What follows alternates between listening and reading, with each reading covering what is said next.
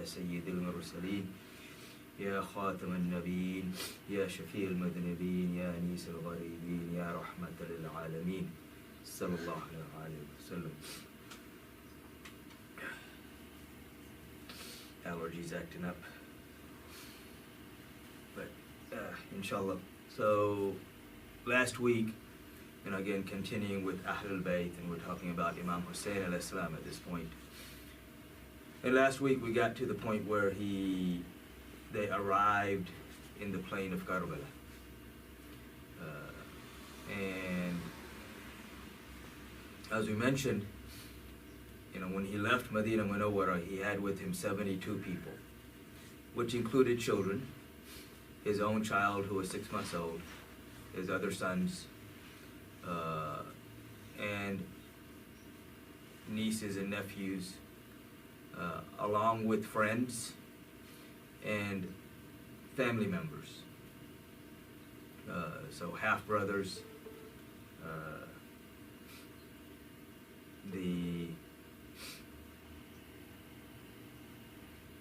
half-brothers and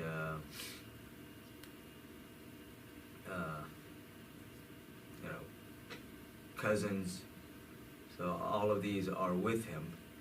Of course, his only actual full brother had already been martyred almost 10 years before. So when they leave Medina Munawwara, this is who he leaves with. And as I mentioned last week, Farazdak, who was a poet, was coming in, and I mentioned part of the discussion there, which he had with Abdullah ibn Amr, because Abdullah ibn Amr said, why don't you go with him? You want to be with him. And his response was that I am afraid what they will do to him. Imam Husain Islam also spoke with Farazdak because Farazdak was coming from Kufa, which is where he's headed. And so he asked, Farazdak the situation in Kufa, and Farazdak's response was that the people of Kufa, their hearts are with you, but their swords are with Banu Umayyah. And this was the fear of all of the companions, that he would arrive there and the people would betray him or not support him as they had promised that they would support him, which is also a form of betrayal. And so that would become, a problem for him. So of course, on the way, when people see him going, there are many people who know him, who recognize him, and so they want to join him, and they join the caravan. But when that first army that, of Yazid, that was sent by Ubaydullah ibn Ziyad. So again, as I mentioned, Ubaydullah ibn Ziyad, he becomes the governor of Kufa with the orders of stopping Imam Husain al-Islam at any cost. And we'll go back over this as well, because there are many supporters of Yazid, or rather defenders of Yazid, and those who defend oppression, because they themselves are oppressors, who try to shift the blame totally away from Yazid and all on top of Ibn Ziyad, and saying, oh, he's the one who perpetrated this, and Yazid had nothing to do with it, which of course is not true, but we'll go over those aspects of things as well later on, inshallah. So when that first army arrives, many of these people who had joined Imam Husain al-Islam now fall away. They disappear. And as we said, when things are good, everyone's with you. And when times become rough, that's when you know who your real friends are.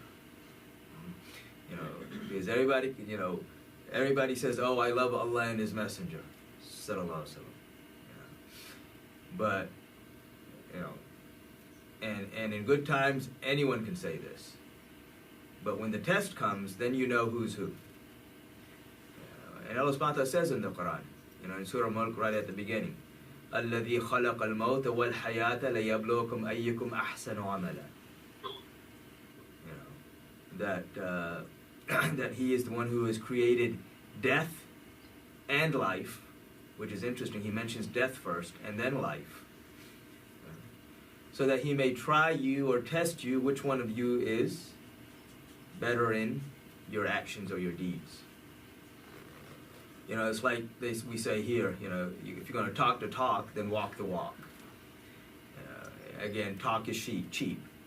So, and this is what you see with the majority of people, and this has been throughout history. You know, when times become tough, you know, just like in Medina Munawwara, or rather in Mecca. In Mecca, there was no such thing as hypocrisy. When Rasulullah was in Mecca, there was no such thing as hypocrisy. You know, people say, yeah, the people of Mecca were straightforward, which is true. That is their nature. But, you know, even amongst the Arabs, hypocrisy was something that was looked down upon severely. And yet you have these Arabs who then became hypocrites. So what was the difference between Mecca and Medina?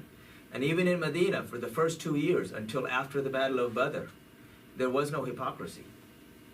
You know, the people that were Muslim, and you knew who was Muslim, and they were willing to, you know, literally give their lives and their wealth for Allah and His Messenger, sallallahu alaihi wasallam. And the people that weren't, and you knew who was who.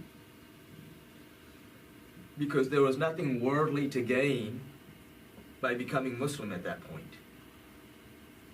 After Badr, now you see people, you know, thinking about gaining something worldly. You know, some spoils of war or this or that. Now there's something to gain. So now you have the development of hypocrisy. So again, when times were rough, you know, everybody, you know, it's just only those who are true were there. When times are good, everybody joins in. This is also why, you know, Rasulullah SAW distinguished Banu Muttalib from all the other clans of Quraysh. You know, he of course is from Banu Hashim, and of course Banu Hashim were the people that were placed in in Shobi Abi Talib, the boycott for 3 years. The only people who joined them in that boycott as a clan were Banu Muttalib, the cousin clan of Banu Hashim. And so these are the people who Rasulullah SAW distinguished, you know, even when times were good. So when times became good, he distinguished them and preferred them over other clans, because they're the ones who were with him when times were bad. So there's a lot to be understood from this, and we need to really look at ourselves when we think about this. You know, when things get really bad and things are getting worse and worse, and we see that, you know, we will see who is who. You know, that's going to be the litmus test, who falls on which side of the line. You know, it's like when issues were going on during the you know, the first civil war in Islam, when that started. So Rasulullah SAW said that Ali is with the truth and the truth is with Ali. He also says in hadith in Tirmizi, which is a Sahih hadith, where he says that, oh Allah, turn the truth in the direction of Ali. Which is very significant, because for us, you know, it's our obligation to follow the truth. But because of the command of Rasulullah SAW, which is nothing but revelation, it is the obligation of truth to follow Ali. And so when that first civil war was going on, or when that first actually civil war was just starting, and Rasulullah SAW sent, and we mentioned this before, and I'm reiterating certain points which are really important to really understand, and there's another aspect of this as well, as to why the scholars have discouraged people from reading about this aspect of Islamic history. it's not that they discouraged them, period. And that's what people try to use this, because when you look at this time of Islamic history, you get so many lessons from it. But if somebody is just reading it on their own or trying to study it on their own, they're going to get misguided.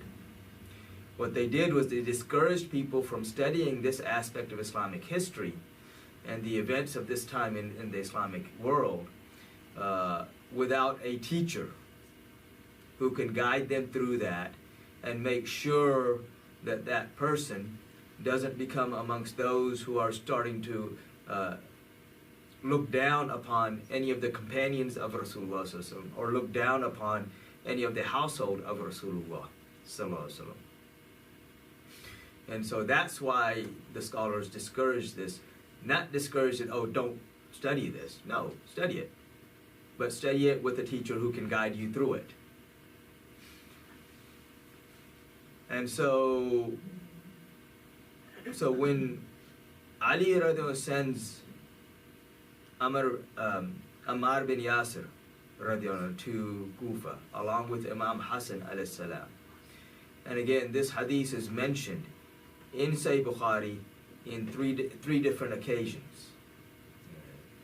The statement of Ammar bin Yasir radiallahu anhu says that I owe people. He says, I swear that Bibi Aisha Siddiqa radiallahu anha is the wife of Rasulullah, the beloved wife of Rasulullah in this world and the next. He does not deny her position.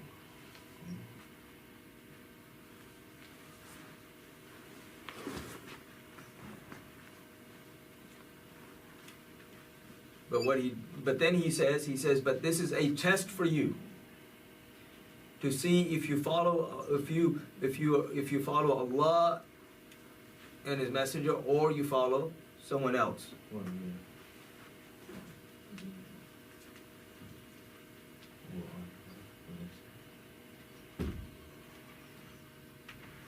Forgot to turn the mic on. Hang on.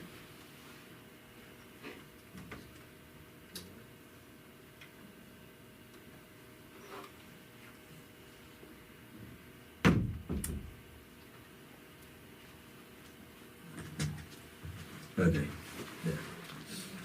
So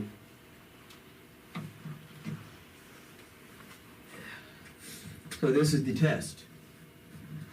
And so here also, when we learn about this aspect of history, again, you have to be careful not to criticize any of the companions of Rasulullah sallallahu alaihi wasallam, so long as they are truly companions of Rasulullah sallallahu alaihi wasallam. Because there are many people who try to make certain people companions when they are not. And so even with the differences and the clashes between the companions, you have to be very careful in how you approach this and how you look at this. Okay. Yazid is not a companion. And Yazid was born either the end of the Khilafah of Umar or the beginning of the Khilafah of Uthman radiallahu anhu. So if I try to, some people want to compare. So let's compare here. On one side I have Imam Husain alayhi salam, whose mother is the leader of the women of Jannah, who himself is the leader of the youth of Jannah, whose father is the flag bearer of Rasulullah in this life and the next, whose father is the only person who Rasulullah referred to as his brother in this life and the next, whose father is from Ashar wa Bashara, the 10 who were given the glad tidings, whose father is from the Khulfa Rashidin, whose mother is the one for whom Rasulullah said that she is a part of me.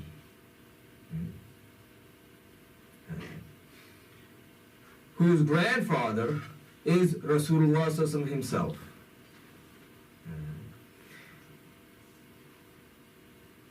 And, I shouldn't have to say more than that. But his grandmother is Khadijatul Kubra. The great, not just any Khadija, the Kubra, the great Khadija.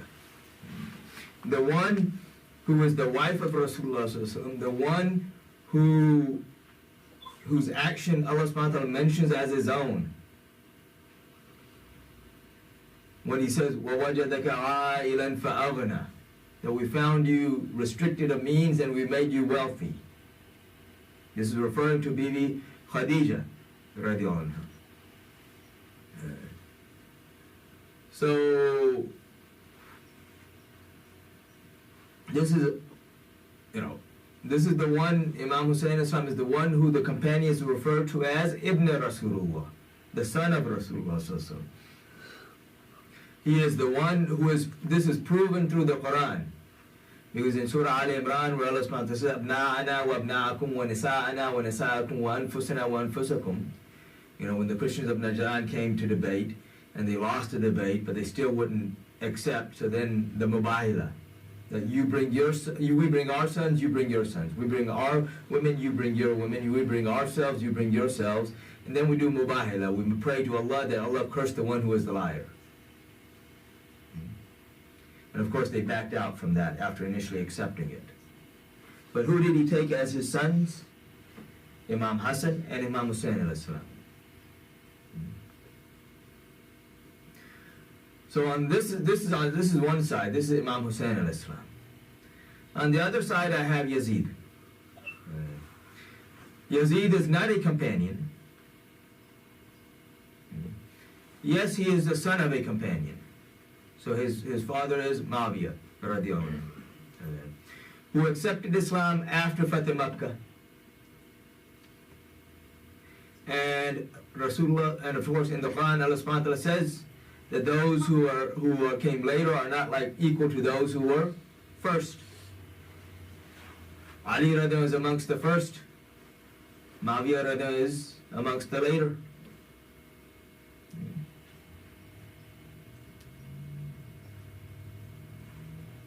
According to Imam Nisai, there is no say hadith that talks about any virtues of Mawiyah radhiyallahu anhu. Yes, he's companion, and yes, he will not be touched by the fire. And yes, we cannot have any, we cannot look down upon him. But at the same time, we cannot compare him to those companions who came first. Yazid's mother is Christian, never became Muslim. Yazid is raised amongst the Christians, Banu Kalb, because when he was 3 or 4, his parents had an issue, and she left and went back to her tribe. And this is how he's raised. Yazid's grandfather is Abu Sufyan. Again, did not accept Islam until after Fatih Makkah. Before that, brought army upon army against the Muslims, against Rasulullah. His mother is Hinda bint Utbah, the one who had the uncle of Rasulullah, Hamza radiallahu, killed in the Battle of Uhud, and then tried to chew or eat his liver. But again, she accepted Islam after Fatih Makkah. So now she and Abu Sufyan radiallahu anhuma, they are both companions of Rasulullah. But again, I can't compare them. There is no comparison here to the household of Rasulullah or to even those companions who were before them in accepting Islam.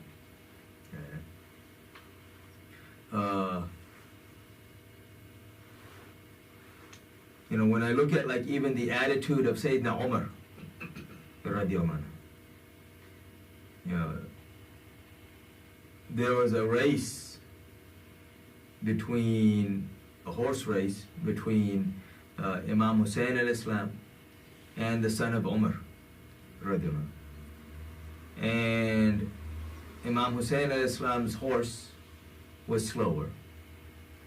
Abdullah ibn Umar radiallahu anhu's horse was faster, and so he won. And then he was celebrating his victory. And Imam Husain al-Islam's response or comment at this time was, I don't know what you're celebrating, because you are the son of my, you are the son of the slave of my grandfather.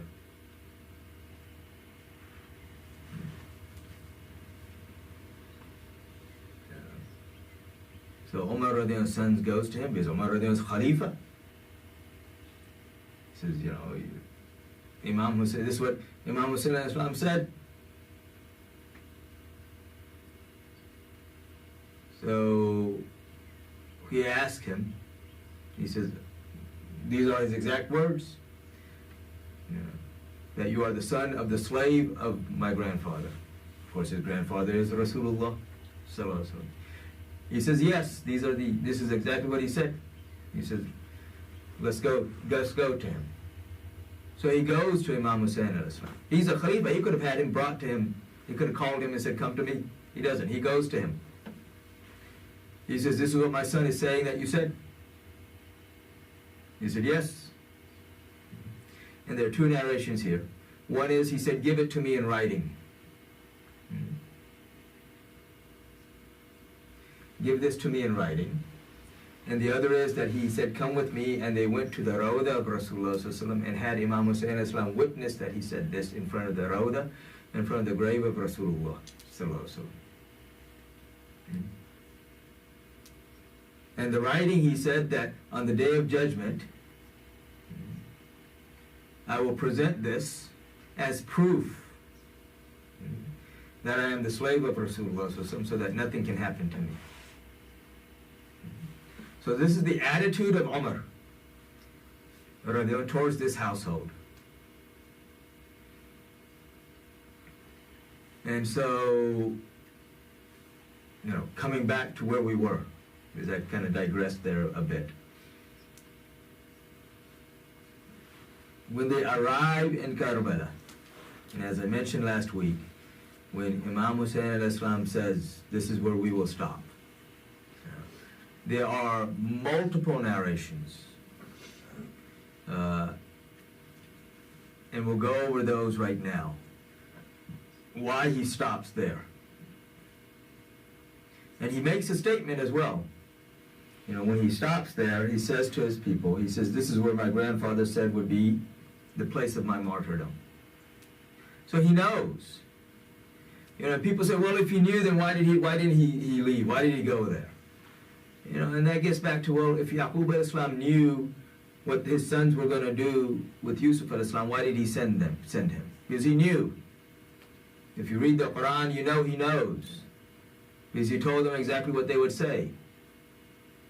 But he sent them because he knew that this is the will of Allah. These are the people who are given this knowledge, who are able to handle the knowledge. These are the ones who have truly submitted themselves to the will of Allah. They are not like us, you know, that we're trying to struggle against the will of Allah. When they know the will of Allah, they submit to that will.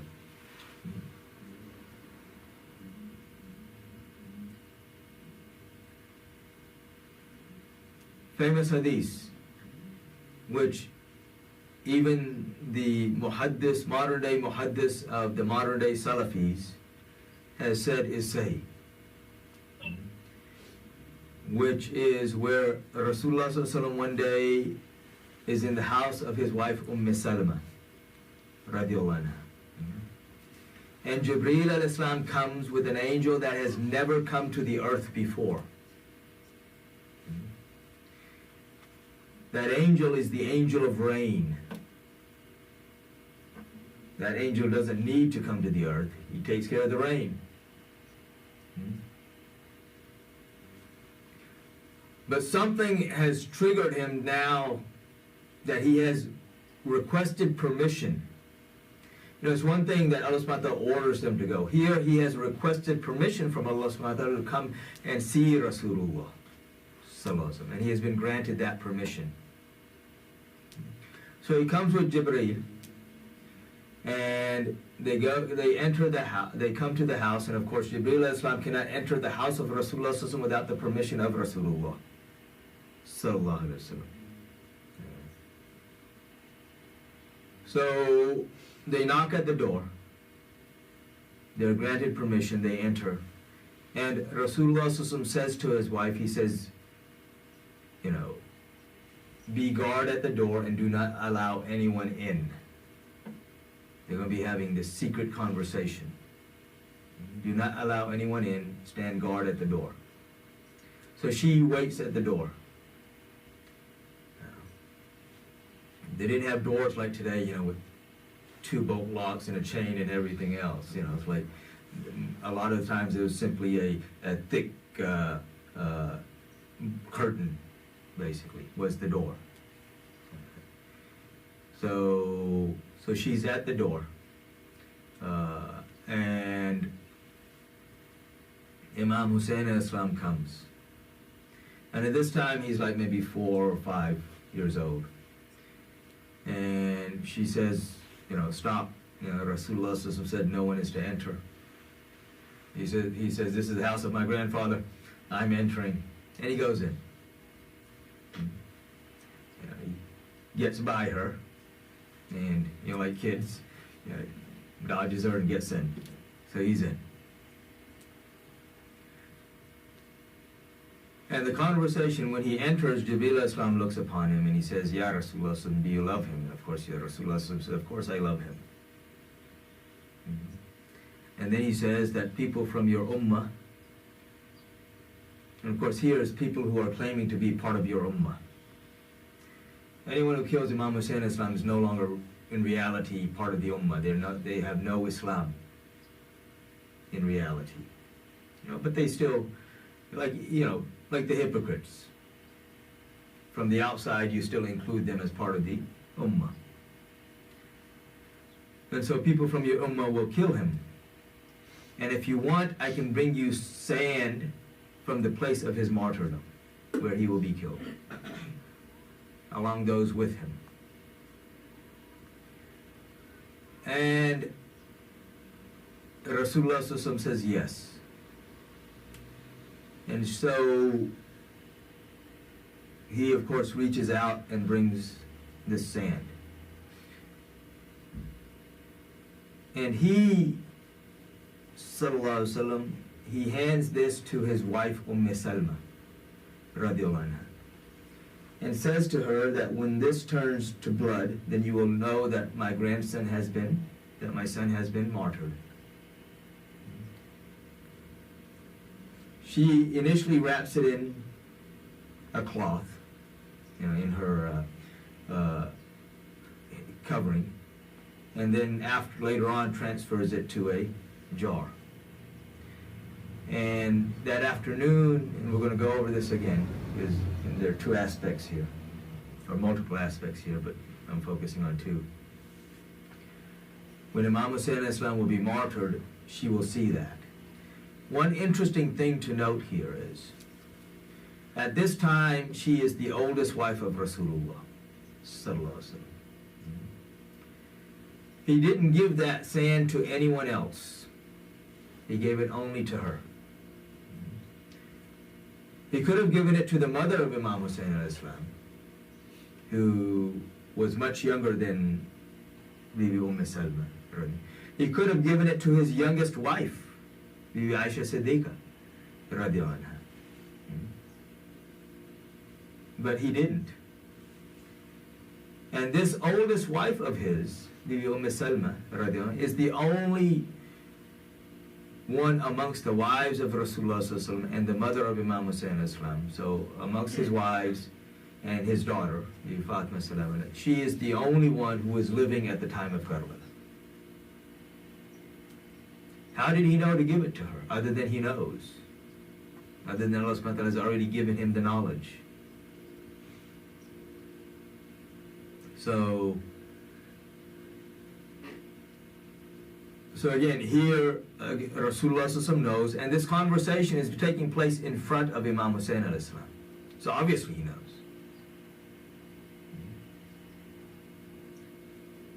The angel who had come was the angel of rain, as I mentioned earlier. Why did he come?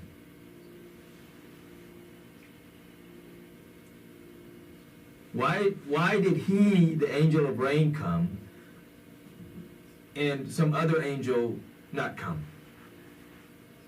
Why did this angel specifically ask for this permission? Because he wanted to present his case before Rasulullah sallallahu alaihi wasallam. Because as we will see, they will cut off the water to Imam Husain alayhi salam. They will not allow his people to get to the river.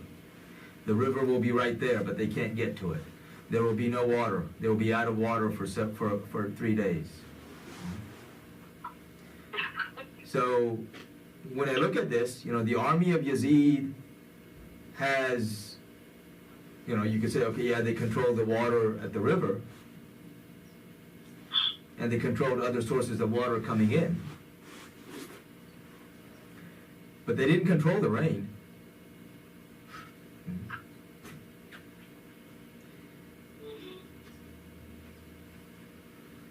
And so he's presenting his case before the Messenger of Allah, Ya Rasulullah sallallahu alaihi wasallam, that it will not rain because this is the will of Allah. It will not rain because this is the will of Allah, to show the creation, the status of Imam Husain, the maqam of Imam Husain alayhi salam. This is why he comes. This is why, and this is specifically why that specific angel came. So, because otherwise, these are the people who, if they wanted to, could rub their heels and the water would come. Zamzam. Where did that come from? The rubbing of the heels of Ismail alayhi salam. People don't talk about this much, but when Zamzam, of course, was lost for centuries. When Banu Jurham was forced out of Makkah, when they were leaving, they closed up the well of Zamzam. And then, and they left it, they closed it in such a manner that you couldn't recognize where it was. And they did this on purpose, because they were upset they were being forced out of Makkah. Banu Khazaa took over. No Zamzam. For centuries, no Zamzam. Until the grandfather of Rasulullah sees it in his dream. He's commanded 3 nights in a row to dig the well, and told exactly where to dig. And so when he goes to start digging, Quraysh say, we're not going to let you do this. It's so close to the Kaaba. What are you doing? He says, no, I saw this dream and I was ordered to do this. They said, no, we don't care. So they stop him. This is when he makes the dua, because at that time he had only one son, his oldest son, Harith. And so he makes the dua, oh Allah, give me 10 sons. That way I can fulfill this command. This is Hashim? No, this is Abdul Muttalib. Abdul Muttalib, radiallahu anhu. So this is when he's young. So he's commanded, again in the dream. First night he's commanded, he says, dig the good one. He says, what's the good one? And the dream ends. And then he's commanded to dig, I forget the wording, but again to dig. And he says, what is that? And the dream ends. And the third night, again, he's commanded, and this time when he asks, what is this? Now he's given the answer, that this is the Zamzam, and this will suffice for the water for all of the pilgrims. Because Makkah, middle of the desert, water, because before Zamzam, there wasn't any water there. And so now, basically, everyone's having a hard time. The Kaaba's there, anyone comes, water's short. So now when he goes to dig it, Quraysh stops him. He makes the dua, oh Allah, give me 10 sons, and I will dig this, and I will sacrifice one of those sons. that 10th son, or I will sacrifice one of those sons. And so this, after he has 10 sons, now he comes with force. He starts digging. Quraysh says, oh, we're stopping you. He says, oh, no, you're not. So as he's digging, and then they find artifacts that they realize had been given or left in for the Kaaba because of ancient stories that had been passed down. And they found a golden deer and some other things. And so they at this point now, Quraysh said, oh, we're on to something. So when you finish digging now, the water comes. There's water for everybody. And so Quraysh says, oh, we want a part of this. And he says, no. He says, I was commanded to do this. You're the ones who are stopping me. I have the rights over this. Of course, he is the one who carries the nur of Rasulullah. And of course, he's not going to stop anyone from getting the water. But he says, this is my right. So then there's a dispute. So they decide that they will have arbitration. So when they leave, so the arbitration is going to be with some person in Sham. So they all set out to Sham to go to meet this person for arbitration. So this is the person who all parties agreed on. So Hazrat Abdul Muttalib, radiallahu anhu, he travels with his family and his supporters, and they're traveling, and the rest of Quraysh are traveling over here, and they're traveling together. Okay. As they're going, they get lost. There wasn't any GPS. There weren't any, road maps or signs or anything. I mean, you traveled, you had certain routes, but okay, this is the desert. You got winds blowing, routes get, lost. They got lost. So now, when they get lost, they run out of food, they run out of water. So now they all kind of consolidate because it's survival mode. Even though initially they're traveling separately, now they consolidate, because what are you going to do? So they start talking, what do we do? So they say, well, let's just dig our graves. And as we die, then, the next person buries us. And then, so the only person who will be left unburied will be the last person who dies. So, we're stuck here, we don't know where to go, and it's just death.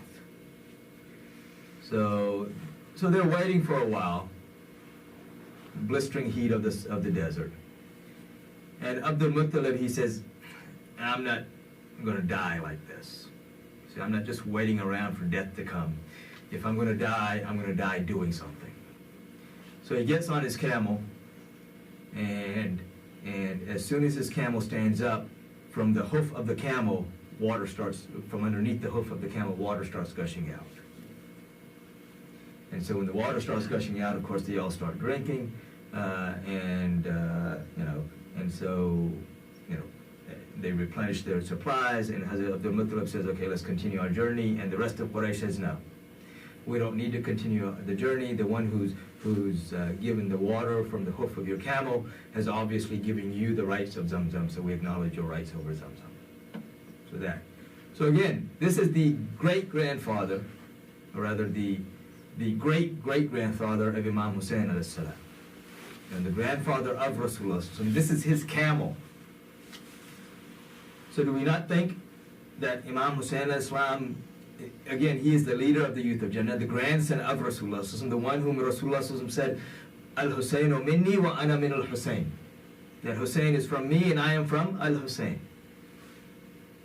So do we not think that water could gush out from underneath his heel?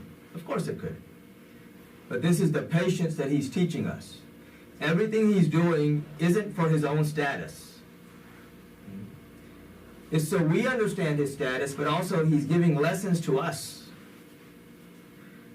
Again, as we keep talking, these are the people who are connected to the Quran. These are the people in whose house the Quran was revealed. These are the people who truly understand the Quran, and these are the people who, if we want to understand the Quran, we have to know. And so these are the people who are teaching us in every aspect of everything that they do. So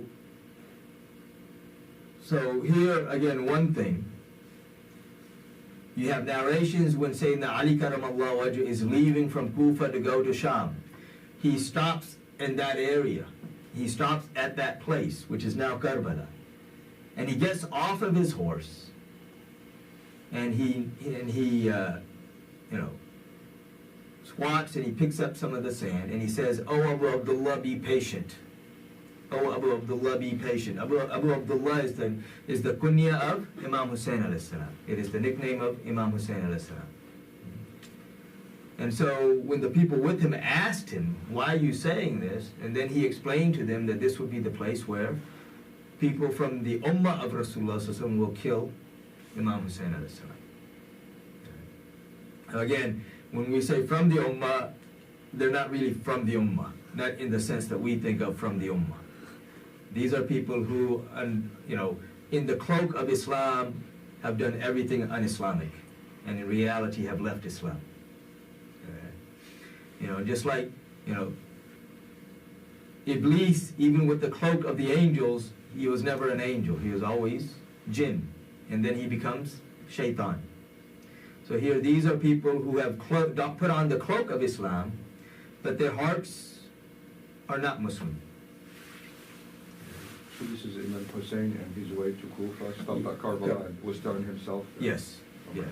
Well, actually, the Ali Karamallahu Wajh, on the way from Kufa to Sham, he makes this statement. I see. So this is long before. Yes, this is what 40, so 20 years before. Because the Prophet ﷺ told him. Yeah, that. exactly.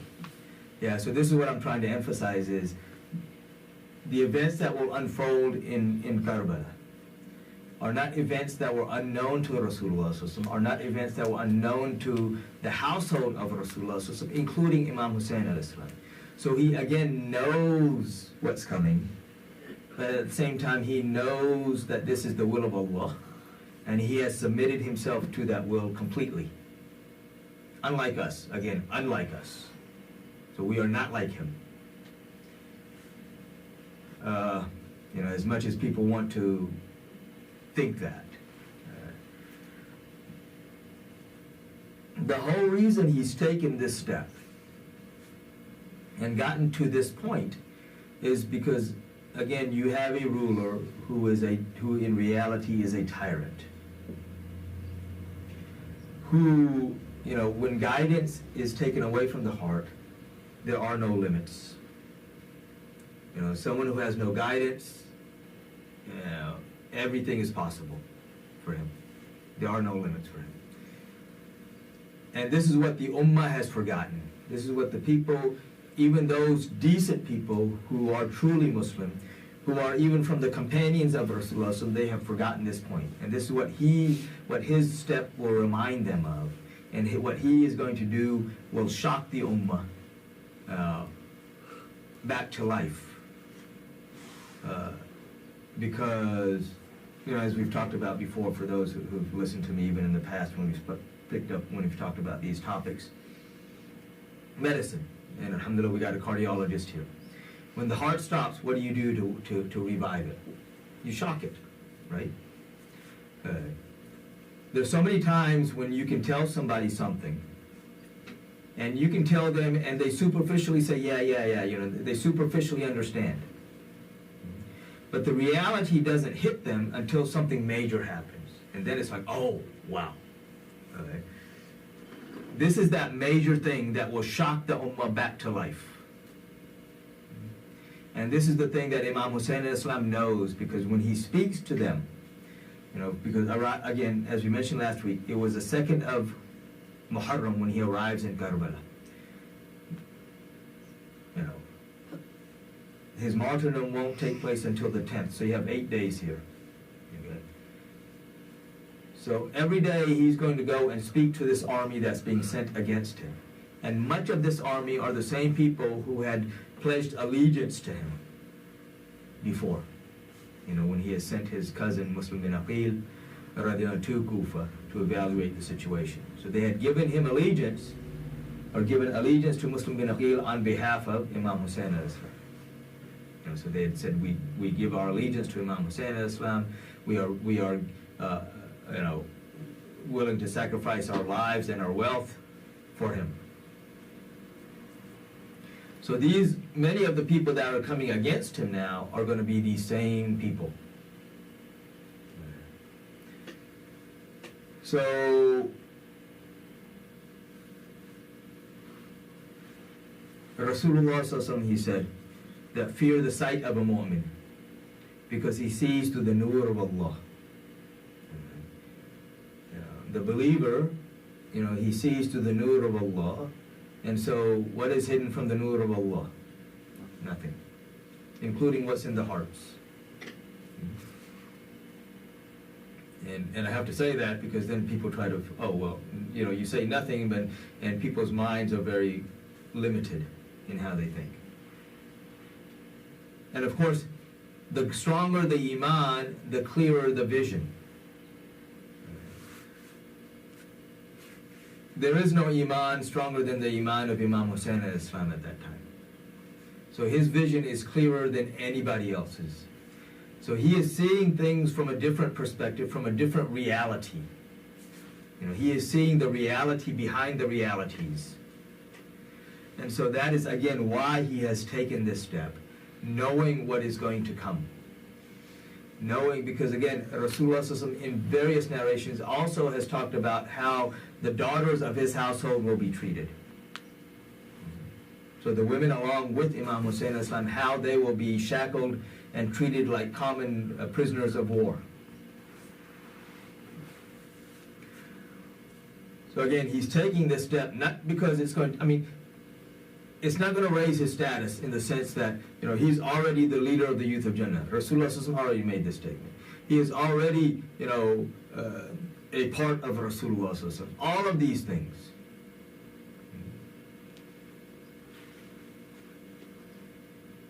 Karbala, or rather, let me put it this way. Imam Husain al-Islam's status didn't increase by becoming martyred. The status of martyrdom increased by being associated with Imam Husain al-Islam. And that's an important distinction to understand. Just like prophethood, Rasulullah's status did not increase by him being given nabuwah. And of course his nabuwah is not when he was 40, his nabuwah was given to him before the rest of creation, before time, right? His status didn't increase by him being given nabuwah. The status and honor of nabuwah increased by being associated with him, sallallahu alaihi wasallam. Same thing we hear with Imam Husain al-Islam. This is why people, again, Rasulullah said what? Al-Husainu minni wa ana min al-Husain. So we have to understand these analogies that are parallels when it comes to Rasulullah and his maqam, and then Imam Husain al-Islam and his maqam. They're different statuses, but there are parallels to both of them.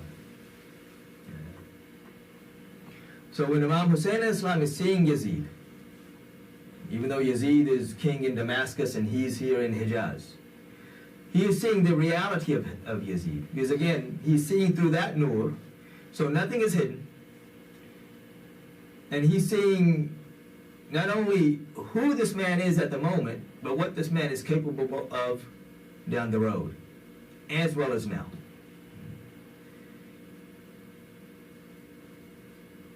And as I said before, we drew that comparison as to who Imam Husain al-Islam and who Yazid is. Of course, there is no real comparison, but just distinction between who he is and who he is. And so we see this, and we see this in their actions as well. So again, when Imam Husain al-Islam arrives in Karbala, he has, he says, pitch your tents. They pitch the tents. He has a ditch dug behind the tent of the women. And things put in that so that they can light a fire when they need to. And the fire isn't to keep them warm. The fire is to keep the other people from attacking them, the tents. Because again, when you have no guidance, even though amongst the Arabs, it was considered disgraceful for a man to attack a woman. But when there is no guidance, everything is capable.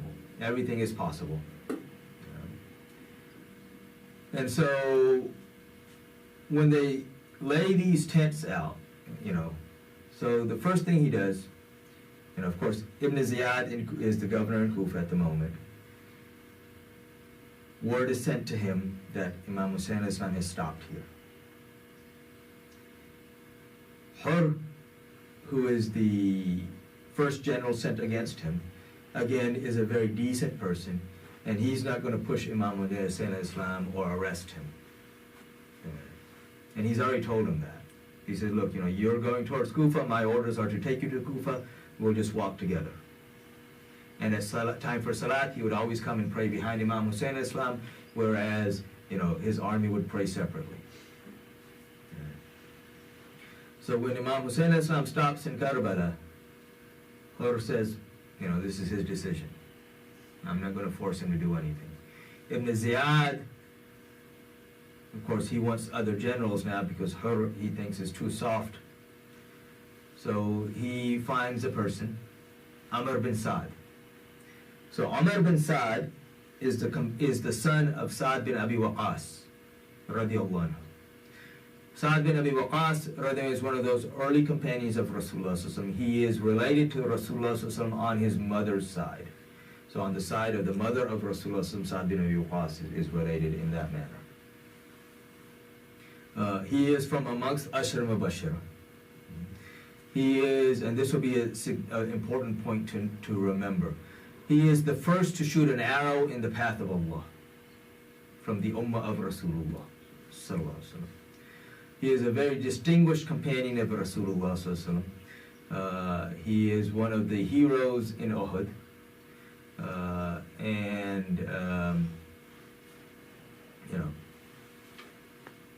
he is amongst the conquerors of Persia. He is the governor who Abu Bakr sent against the Persians. And he at one point was during the reign or the kingdom of Muawiyah, it was the governor of Medina Munawwara for a very short time. He is the one through whom, if you read Sahih Muslim, many of the virtues of, in the section of the virtues of Sayyidina Ali Karamallahu Wajh, he is the one who is telling these virtues. The son of his, a lot of people, they try to make him a companion, try to do this, try to do that. If you read again in Sahih Muslim, this is the son that was basically disowned by Sa'd bin Abi Waqqas, because him associating with certain people, which basically was the circle of Yazid.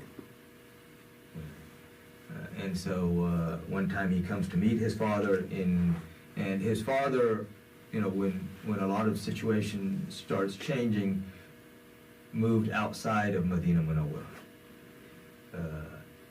The politics is nasty all the time. And when you have, again, people who have no issues spewing nonsense against Sayyidina Ali, Karamallahu Wajh, such as Marwan and other people running the show, people who are decent are pushed to the side. And this is what happens. So he's pushed out and is living in this abandoned palace, sort of, outside of Medina Munawwara. So that becomes his home. This son comes to meet him, and as he's coming, he says, Sa'd bin Abi Waqqas says, I seek refuge with Allah from the evil that is within this boy on the horse. And when he comes off the horse, he hits him in the chest and tells him, look, just be gone. So this is this son, Amr. Amr is a person who knows, but again, when the love of the dunya comes, when the love of this world comes, all reasoning leaves. And we see this, I mean, you think about this, these people who are billionaires, who have made their money off of the blood of everyone else. And this is what we're seeing today. What are they going to do with all that money? I mean, you think about it, if you had $1 billion, how would you ever spend it? How would your next 20 generations ever spend it? So what are you going to do with that? I mean, there is no sense to that. And yet, they want more and more. And this is where Rasulullah sallallahu alaihi wasallam, he said that nothing fills the belly of the son of Adam except the dirt in his grave. This hawas, doesn't matter how much you got, more. Bottomless pit. Yes, exactly. Bottomless pit that just, nothing can fill it. And so people, again, who have no guidance, people who are guided, they control that desire. And that's part of having guidance. The Allah subhanahu wa ta'ala gives you the strength to be able to control that. People who have no guidance, they have no control over it. It controls them. So he is promised, Amr bin Saad is promised the governorship of Ray. Ray is modern-day Tehran. So what is now the capital of Iran, that was back then, that area was Ray. So they promise him the governorship of that. Now if you see, a lot of bribes here. Ibn Ziyad, okay, if you stop this, you won't just be the governor of Basra, you'll be the governor of Kufa as well. Amr bin Saad, you'll be made the governor of Ray. And, as I mentioned a while back, becoming the governor of these places for these people meant a lot of wealth. Because if you think about it, all of the taxes, all of the zakat, all of this came through them. So they had access to all of it. And these are not, again, people who have guidance so that when the money comes, they make sure it goes to where it's supposed to go. These are people like you have charities today, where it used to be 1 cent or 0.1 cent on the dollar had to go to the actual cause, and the rest could be administrative costs. And I think now with the law change here in the United States, I think it's maybe like 5 cents or something. So 95% could go to administrative costs. That's why, you have these charities where the husband is the CEO, the wife is the CFO, the son is something else, and these are all the administrators, and this is where the money's going. And, I wish I could only say that about these non-Islamic charities, but I can't, unfortunately. You have the same thing going on in people that are supposed to be collecting money for Islamic causes, unfortunately. So this is the mindset, because this meant power and control. And of course, control is blinding. When people are given power, it blinds them. Now they think, like Pharaoh. You have many people who are very, very wealthy who never claim to be God. But you add that wealth and power, and now it's I'm it. Even like these people in show business today. They have nothing, literally. They're delusional. And say, I'm greater than God. That's the truth. Literally, several of them, have made that statement. Some of them recently. So, just messed up minds. Because the heart is not in its right place. So Amr, when he's offered this, initially says, let me think about it. And he goes and he talks to his nephew, who is a very decent person, and he says, look, and his nephew tells him, he says, look, even if they offer you the world, this is Imam Husain al-Islam, this is the grandson of Rasulullah sallallahu alaihi wasallam. Do not go against him. And he, at that moment, says, yes, you're right. And by the next morning, he goes, okay, I accept. So now he brings a large army, and he becomes the head of the army in general. For these next 7 days, next 8 days, until the 10th, and even on the 10th, Imam Husain Islam every day is going to go before these people who have come against him and basically give them khutbah after khutbah after khutbah. So sometimes multiple times a day, morning, evening, in between, going to them, making sure they know what they're doing, who they're coming against. And he says to them, he says, you know who I am. And if you don't know who I am, there are people amongst you who know who I am. And what he means here is, if you remember, this is the beginning of the 61st year of Hijrah. The last companion of Rasulullah passed away 106 Hijrah, 45 years later. Abu Tufail Amr bin Wathla, radiallahu anhu. So he is the last companion of Rasulullah to pass away, 106 Hijrah. Even, other companions, prominent companions, because Amr bin Wathla, radiallahu anhu, not many people know him. For various reasons, because of his support for Sayyidina Ali, radiallahu anhu, he was kind of shunned amongst the muhaddiseen as well, which is sad, but that's the condition that it was in, and that gets into a whole different topic. But you have like Anas bin Malik, very prominent companion who will be alive at least for the next 30 plus years after this. You have various other companions, who people could go to and say, okay, who is this guy? Is what he's saying true or not? And they could confirm. Zayd bin Arqam, all of these people who, if they really wanted to know, and they knew, that's the thing is, they already knew. Abdullah ibn Umar, you have like Abdullah ibn Zubair, Abdullah ibn Ja'far, all of these people are still there. So you have another 40 plus years before the end of the age of the companions of Rasulullah. All of these people are there. And that's what he says. He says, if you don't know, then there are people amongst you who know. You can ask them. And he says to them also, he says that when you have a leader who is making what is lawful unlawful and making things that are unlawful lawful, creating these innovations within the religion, then you have to stand up against him. You cannot support such a man. And this is one of the things that's so important for us to understand here. Because as I said, the understanding of the Quran,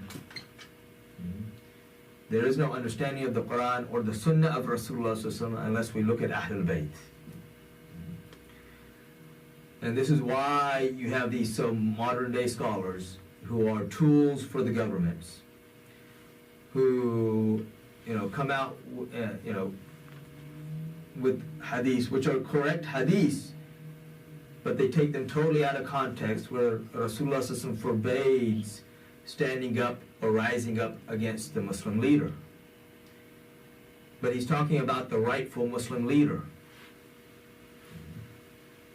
Those leaders who are trying to fulfill the rights of Allah and His Messenger. I'm not saying that they are fulfilling them completely, because we all fall short, but at least they're trying. Not those who are deliberately going against the rights of Allah and His Messenger. And this is an important point, and we've talked about all of these things, points I'm bringing up, for those who've been listening to me for a while, that we brought up many, many times.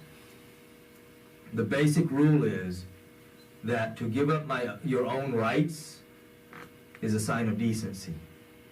To give up the rights of your beloved is a sign of hypocrisy.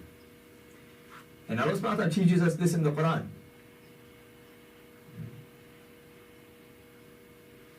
Allah is Allah.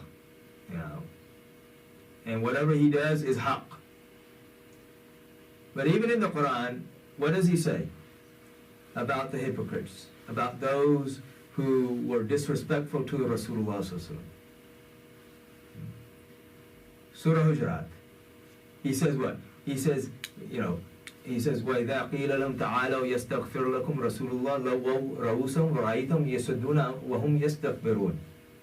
That when it is said to them, وَإِذَا قِيلَ, when it said, come, تَعَالَوْا, when it said to them, come and come to the Messenger of Allah sallallahu alaihi wasallam, and he will pray for your forgiveness, you will see them turn their heads, and turn away in arrogance. And then he says, then he gives the warning. سواء عليهم أستغفرت لهم أم لم تستغفر لهم لن يغفر الله لهم. That it does not matter whether you pray for them or you don't pray for them. Allah will never forgive them. Why won't Allah forgive them when Rasulullah is praying for them? Because they violated the rights of the beloved of Allah. They were disrespectful to the beloved of Allah. Allah says, I will never forgive them. Even though Rahmatul lil Alameen sallallahu alaihi wasallam is saying forgive them, he says they violated your rights. This is love. The love of Allah for his Habib sallallahu alaihi wasallam. Imam Hassan and Islam handed over the rule under the condition what? That you rule according to the Quran and the Sunnah of Rasulullah and the way of the Khulafai Rashidin. So you fulfill the rights of the ones that I love, and I give you the rule.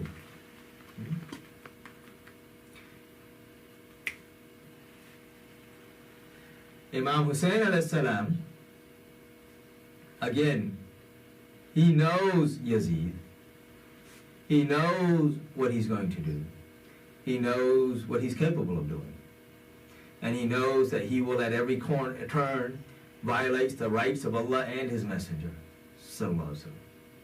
And so what does he say? He said, no, I will not accept this. He cannot accept this. And this is what separates him, and especially because of his status. What the steps that he has to take were beyond what anyone else was allowed to take. Because there are companions of Rasulullah such as Abdullah ibn Umar and Abdullah ibn Abbas who eventually give allegiance to Yazid. Of course, people don't tell you that they gave that allegiance at the tip of the sword, which in reality doesn't mean anything. But you also have like Abdullah ibn Umar who was trying to tell the companions, okay, don't go against Yazid. But they don't tell you why he's telling them that. He's telling them that because he knows what's going to come. Because he knows that if we go against him, he's going to come and have no mercy on anybody. Yes. Imam Husain al-Islam is taking his step because if he gives in to Yazid with his status and his maqam, then there will be no Islam left. Yes. So you have here some people are taking, okay, this is allowed, but Imam Husain al-Islam is doing what is preferred. Something, okay, this is okay, but then this is what is preferred. Imam Husain al-Islam, because of his status, is doing what is preferred. And not just preferred, for him it's a must. He has to do this. Okay? So, but every day he goes before them and he tells them, look, when you have rulers like this, you cannot support that. And he also tells them, look, I am the one, in your salat, you send salawat on me. Because if you look at the army that will eventually come, eventually by the end, you're going to have an army of 22,000 men. Which is interesting, like we said last week, they sent 1,000 just to begin with, which was more than enough. If they had sent only, 500, that would have been plenty. No. Army after army comes. So eventually there will be 22,000 men, and that's somewhat conservative estimate. Now there are those who try to really downplay it and say, no, there are only 5,000. Even if there are 5,000, again, 5,000 against 100. Intimidation. Yeah. but no, 22,000, because there are some reports that talk about 30,000. So 22,000 is really more the conservative estimate. Okay. 22,000 men against 100. 72 from Medina, who originally left with him from Mecca, and then, a few others who have joined him.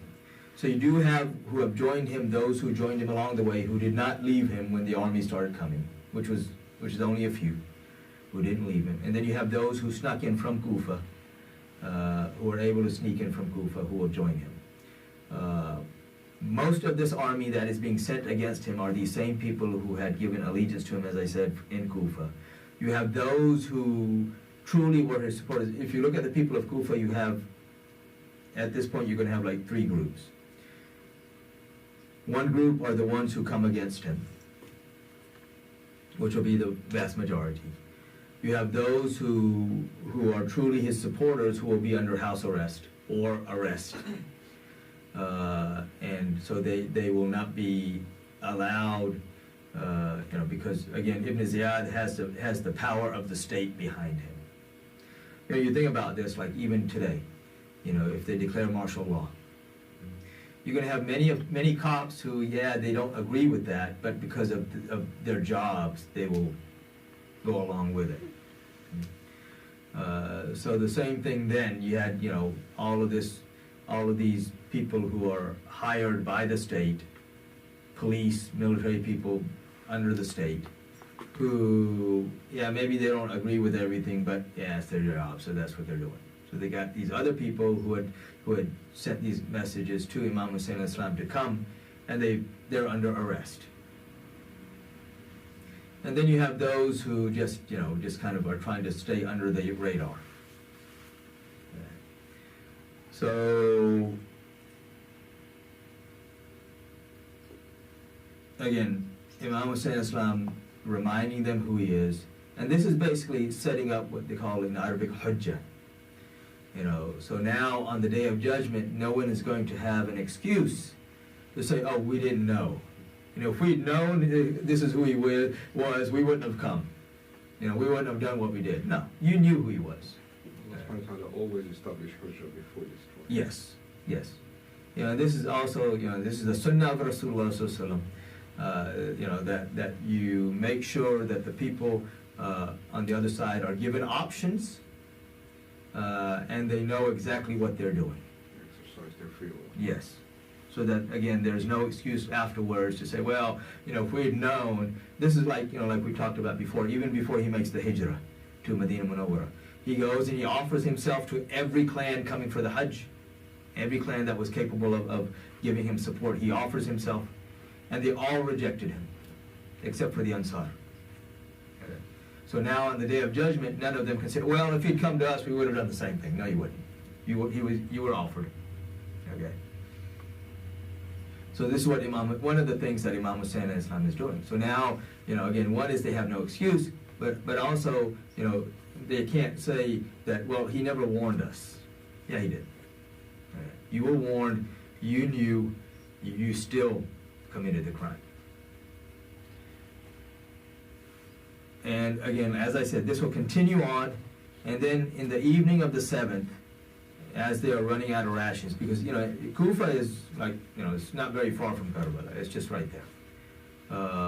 And so, their intention was to have enough provisions to get to Kufa, so provisions are running out. As far as Imam Husain al-Islam's provisions are running out, they are out of water, they are out of food. And the order comes to block the Euphrates so that they cannot get any water. And again, this is men, women, and children.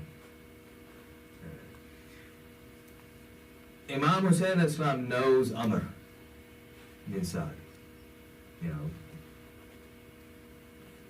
and Imam Husain al-Islam speaks to him directly at various points. And he makes an offer. He says, look, I'm going to offer you something. I'm going to give you 3 options. You pick one of the 3. He says, either you let me go back. Let me go back to Mecca, You stop me from getting to Kufa, your job's done. Or you exile me, someplace out of the kingdom, and I will make do and do what I need to do, and I'll spread Islam. Or you take me directly to Yazid, personally. Take me to Yazid, and I will deal with him one-on-one. And so when he makes this offer, Amr, who, again, was reluctant to come against him to begin with, of course, the lure of the dunya changed his mind. When he hears this, he says, this is great. Yeah, it's very reasonable. I'm sure one of these things will be accepted. So he immediately rides back to Kufa, and he tells Ibn Ziyad, here are the offers that have been made. I think we need to accept one of them. And when he arrives there, there's another person sitting there in the court beside Ibn Ziyad, is Shimr. Shimr, when he hears this, he says to Ibn Ziyad, he says, he's afraid of fulfilling his mission. If he's not going to do it, then you give it to me, and I will become the governor of Ray. And Ibn Ziyad looks at Amr and says, you know what the orders are. And so Amr reluctantly goes back, but Shimr goes with him. Ibn Ziyad sends Shimr with him to make sure that the job is done. Which again tells you that the orders from above are very different than what those who love Yazid tried to tell you, that, oh no, Yazid had nothing to do with this. If Yazid had nothing to do with this, then why are these people, the ones that he has appointed, making these decisions? They're not making these decisions just out of the air. The other thing that we'll come to later on, and time's running out, is that if you look afterwards, because you hear this and people will tell you the stupid things that, oh, no, he didn't give the order. Well, if he didn't give the order, and they say, oh, he was very upset when he found out that they had killed Imam Husain Islam. Well, if he didn't give the order and he was upset, then why did he promote all of these people that were involved? I mean, if he was upset, then there should have been some punishment for the people who committed this crime. Ibn Ziyad, not punished. He's made the governor of both Basra and Kufa. Amr bin Saad made the governor of Ray. Everyone who was promised whatever was given that. None of them were punished or removed from their position, which in itself tells you. And then you have the statement of Yazid himself later on, and I'm jumping ahead, but I'll come back to certain points. But I want to make this in the last couple of minutes. Where Yazid says, when the blessed head of Imam Husain Islam is brought into his court, his first statement, one of his opening statements, is that I have taken revenge for Badr. Revenge from who? Because if you look at the first three people who were killed in Badr, Utbah bin Arabi, his brother Shayba bin Arabi, and Utbah's son Walid bin Utbah. Utbah is the father of Hind bint Utbah, who is the grandmother of Yazid. So the first person to be killed in the Battle of Badr is the great-grandfather of Yazid. And his great, I guess in English terms, it would be the great-uncle, great-grand-uncle, and the great-uncle, not the great, the great-uncle of Yazid. So these are the first three people to be killed. And this is what he's talking about, that I have taken revenge for Badr. And Tabari mentions this. So again, those who say, oh no, he didn't order this, well, we'll go over other proofs that, yeah, he did order it. And this is exactly what he wanted. So I'm going to we're sort of out of time. I'm going to stop here, inshallah, today. Any questions? We still got we got 5 minutes for questions. Plus. I was just on fasting. But when we fast the 6 days after, we're supposed to be fasting that falls on the white days or Monday. That still counts. Is that double or still? Yes, that's double. Actually, the question is about the fasting 6 days in Shawwal. So if it falls on like the white days, Ayyamul Abiyad, or on Monday and Thursday, yeah, that's actually double reward. So you get reward for the fasting of the white days, which is the 13th, 14th, and 15th, because that's Sunnah, as well as the fasting on Monday and Thursday. So you get double reward. You get reward of the fasting of Shawwal, and those 6 days count, as well as the reward of the other fast as well. So again, you know, Allah subhanahu wa ta'ala, His mercy, and these are ways of taking Double dip. advantage of, double dip advantage of the mercy. Definitely welcome. Yes. I know we fast on the Friday, we have to fast on the Thursday and Saturday, right? Or. Yeah, or the sunnah, because it's makruh just to fast on Friday by itself, so it's unpleasant. It's not haram, but it's something that's not liked Islamically, and unless you fast the day before or the day after. So either Thursday and Friday or Friday and Saturday. And there are exceptions to that, like so if the day of Arafah falls on Friday, which we'll see when Arafah falls this year, so if the day of Arafah falls on Friday, then you would fast that day, and you could fast a single day there. Okay. Anything else? Any questions?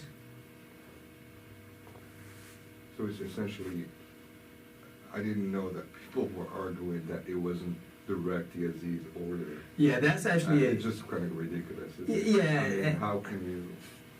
That's become a common issue, Is that unfortunately, and especially these days, because the Ahl Hadith in the subcontinent are the Wahhabis, the Salafis, those who are Ghayr Muqallid, so they don't follow.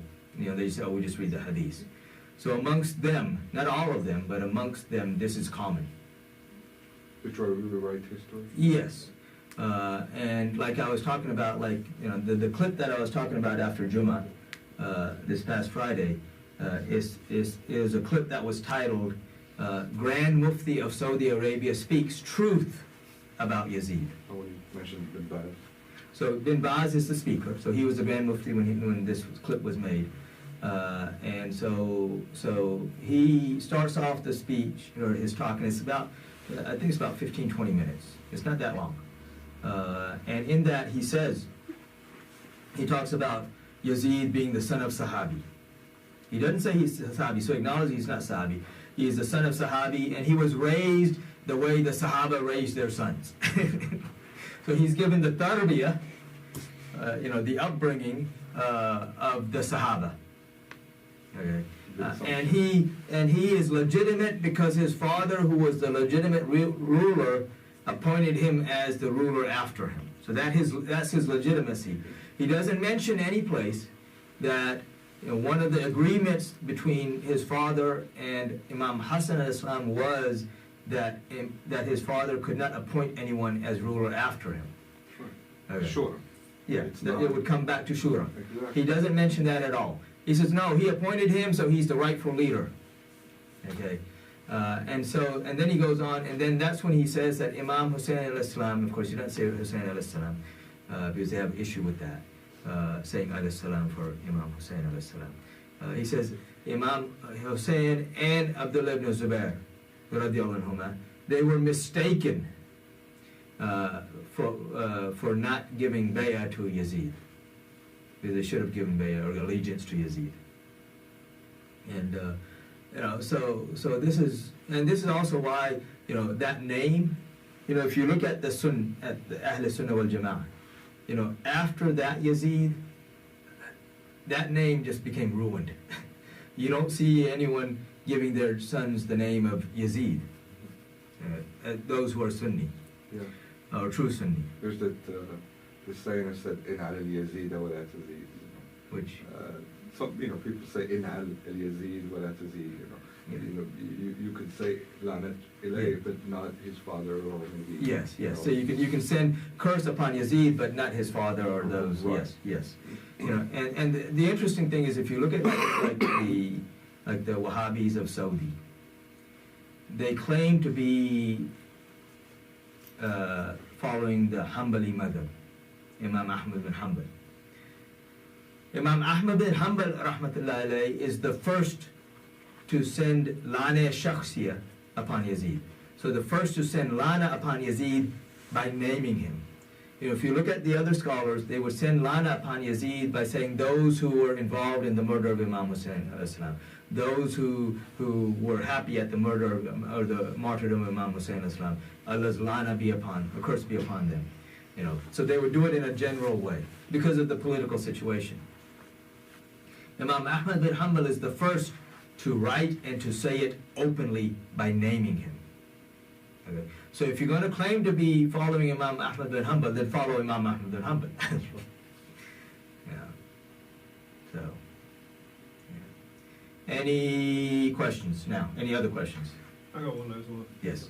When we did Ramadan, that I can't remember the name of the prayer. Tasbih, Salat al-Tasbih. Right. Yes. When we do it at home, is it after Isha? Is it after Witr or? Yeah, well, the question is when we do Salat al-Tasbih, when should it be done? I mean, you could do it even in the daytime, okay? But you know, doing it like at night, of course, you know, especially the last third of the night, larger chance or greater chance of being accepted, because that's the part of the night when Allah subhanahu wa ta'ala is calling out that is there anyone who will ask for forgiveness that I will forgive them? Is there anyone who will, you know, ask for paradise that I may give them paradise, and all of these things? You know, there's a difference of opinion here. And kind of like Imam Shafi, there's a statement of Rasulullah sallallahu alaihi wasallam where he said that there is no salah after witr.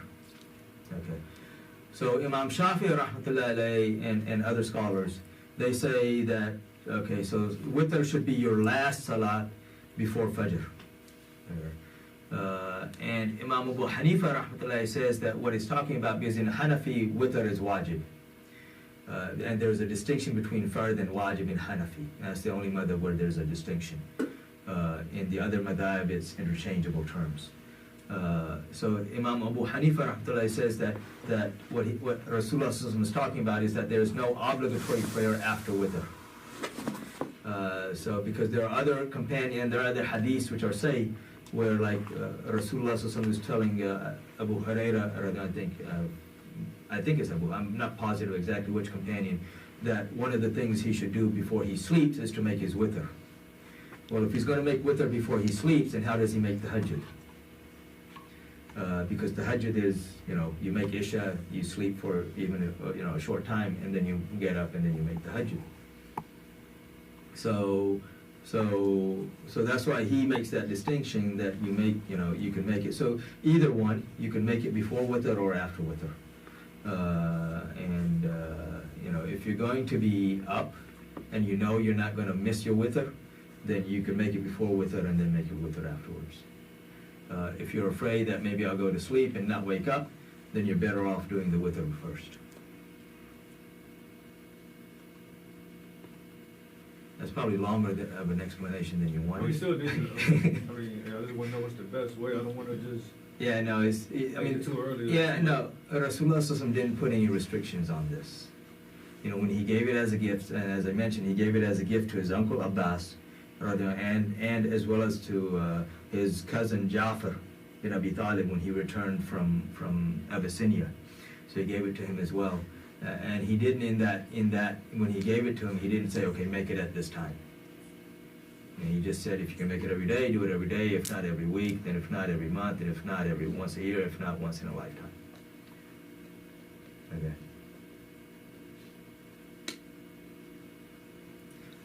So we'll end here, inshallah, and we'll kind of pick up from here next week. Yeah, I kind of got sidetracked a little bit, but you know, these are points that are very important for us to ingrain within ourselves, so that, you know, and especially with all of the fitna that's around us, and all of these these guys talking all this nonsense, you know, it's important to be able to know why you believe what you believe and how to be able to defend what you believe. Otherwise, people get caught up, and like we've talked about before, there's so many people that grew up in Sunni households who, they really didn't understand what they were doing. They were just doing it because that's what was done.